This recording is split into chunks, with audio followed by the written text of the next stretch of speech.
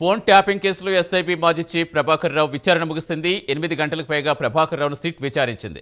ఈ నెల 14న మరోసారి విచారణకు రావాలని సిట్ ఆదేశించింది. ఎస్ఐపిలో హార్డ్ డిస్కుల ధ్వంసం, డేటా మాయంపై విచారణ జరిగింది. 5 నిధుల స్టేట్మెంట్ ఆధారంగా సిట్ ప్రశ్నించింది.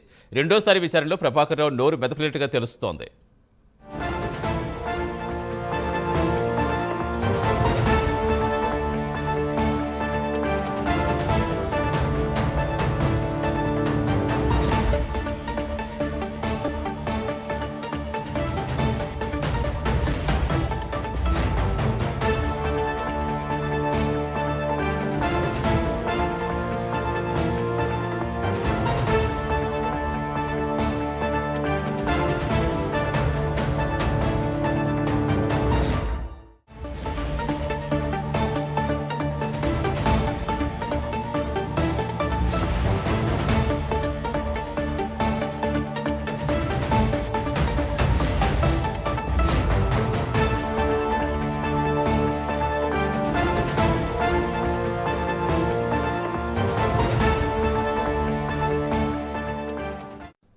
ఫోన్ ట్యాపింగ్ కేసులో ఎస్ఐబి మాజీ చీఫ్ ప్రభాకర్ రావు విచారణ ముగిసింది. పూర్తి సమాచారం ఇచ్చేందుకు మా కరెస్పాండెంట్ ప్రవీణ్ జరుగుతున్న. ప్రవీణ్, రెండోసారి విచారణలో కూడా సహకరించలేదని తెలుస్తోంది. మళ్ళీ 14 మరోసారి అంటున్నారు. ఏంటి అసలు ఏ ఒక్క విషయం రాబట్టలేకపోతున్నారా? సతీష్, మనం చూసుకుంటే మొత్తం టోటల్ గా ప్రభాకర్ రావు అయితే అమెరికా నుంచి వచ్చిన తర్వాత ప్రభాకర్ రావు రెండో రోజు కూడా విచారణ జరిగింది. విచారణ జరిగిన నేపథ్యంలో మొదటి రోజు 8 గంటల పాటుగా విచారణ చేసినటువంటి అధికారులు ఏవైతే తన వాడినటువంటి సొంత ఫోన్లు ఉన్నాయో ఆ యొక్క 2 ఫోన్లను కూడా తీసుకొని రమ్మని చెప్పిన నేపథ్యంలో ఈ రోజు ఆ 2 ఫోన్లను తీసుకొని రావడం జరిగింది.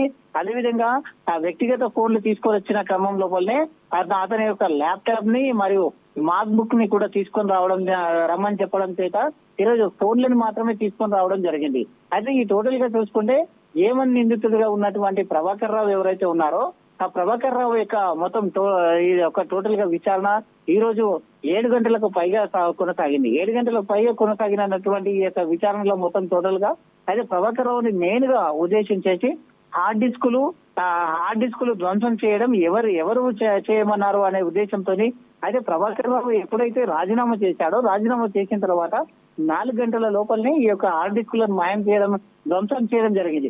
అందులోపల ఉండేటటువంటి కీలకమైన సమాచారం ఈ యొక్క ఫోన్ ట్యాపింగ్ కేసు మొత్తం టోటల్ గా రాష్ట్ర రాజకీయాలనే ఒక మలుపు తిప్పిన క్రమం లోపల ఈ యొక్క ఫోన్ ట్యాపింగ్ కేసు కీలకంగా మారింది. ఏమని నిందితుగా ఉన్నారు ఈయన చెప్తేనే కింది అధికారులు ఎవరైతే ప్రణీత్ రావు ఉన్నారో డిఎస్పీగా ఉన్నటువంటి ప్రణీత్ రావు ఈ యొక్క ఫోన్ ట్యాపింగ్ సంబంధించినటువంటి హార్డ్ డిస్కులను ధ్వంసం చేయడం జరిగింది. అయితే ప్రణీత్ రావు కూడా ప్రశ్నించిన పోలీసులు మొత్తం టోటల్ గా కింది అధికారులను ప్రశ్నించిన వాళ్ళ యొక్క ఏదైతే స్టేట్మెంట్ ఉందో ఆ స్టేట్మెంట్ ని ఈ రోజు ఆయన ముందర ఉంచి అడగడం జరిగింది. ఈ స్టేట్మెంట్ ఆధారంగానే విచారణ కొనసాగుతుంది. మెయిన్ గా హార్డ్ డిస్కులు ధ్వంసం చేయడం ఎవరు చెప్పారు, ఫోన్ ట్యాపింగ్ చేయమని ఎవరి ఆధీనంలో జరిగింది, ఎందుకు చేయవలసిన అవసరం ఏమొచ్చింది అంటూ కూడా ప్రభాకర్ రావుని క్వశ్చన్ చేసినట్టు తెలుస్తుంది. ప్రభాకర్ రావు అయితే కొన్ని ఆన్సర్లు దాటివేయడం జరిగింది. కొన్ని ఆన్సర్లు చెప్పకపోవడం చేత విచారణ ఇంకా కంప్లీట్ కాలేదు కాబట్టి మళ్ళీ 14వ తేదీన ఈ నెల 14వ తేదీన ప్రభాకర్ రావుని మళ్ళీ తిరిగి చిట్టాధికారులు విచారించేందుకు టైం ఇచ్చారు కాబట్టి 14వ తేదీన మరికొన్ని ఆధారాలను సేకరించేసి చిట్టాధికారులు అయితే విచారించేందుకు రెడీగా ఉన్నట్టు తెలుస్తుంది. Thank you Praveen.